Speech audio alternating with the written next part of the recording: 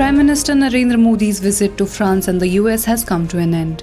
One of the key agendas that were discussed during this trip was the India-Middle East-Europe Corridor or IMEEC. Donald Trump announced that India and the US have agreed to work together to build the corridor. Calling IMEEC one of the greatest trade routes, he said it will operate from Israel to Italy and onward to the US. PM Modi also reviewed the project along with French President Emmanuel Macron earlier in the trip. Both the leaders had agreed that India and France should work more closely on building IMEEC. So what is IMEEC? Why is it significant? And how does it benefit India?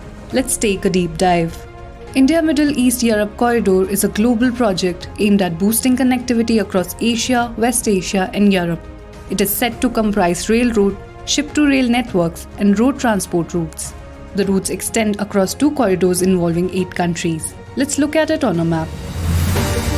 The East Corridor connects India to the Gulf via UAE, Saudi Arabia, Jordan and Israel.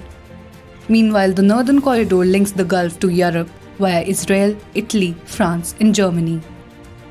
The project was announced back in 2023 at an event on the sidelines of G20 summit in New Delhi. Initial estimates suggested that each of its routes could cost anywhere between $3 billion and $8 billion. Now, why is IMEEC so important? You see, the project aims to enhance transportation efficiency while reducing costs. Upon completion, it is expected to provide a reliable and cost-effective cross-border network that will supplement existing maritime and road transports.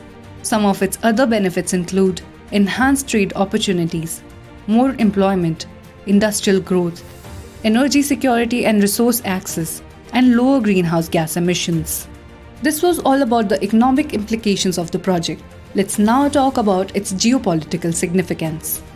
IMEEC is being seen as a potential counter to China's Belt and Road Initiative. It may counterbalance China's growing economic and political influence, especially in regions with historically strong ties to the US. The project also breaks Pakistan's veto over India's overland connectivity to the West.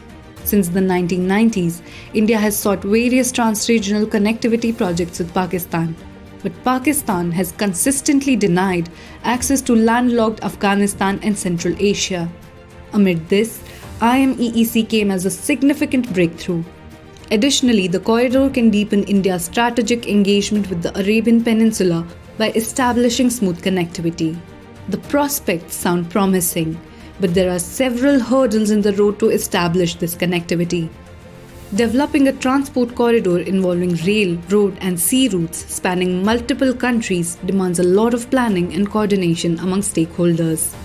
Also, opposition or competition from existing transport routes, especially Egypt's Suez Canal, may pose diplomatic challenges.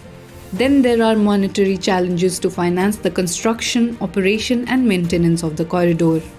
On the upside, the G20 Leaders Partnership for Global Infrastructure and Investment seeks to mobilize $600 billion by 2027 to address these gaps and turn the dream project into reality.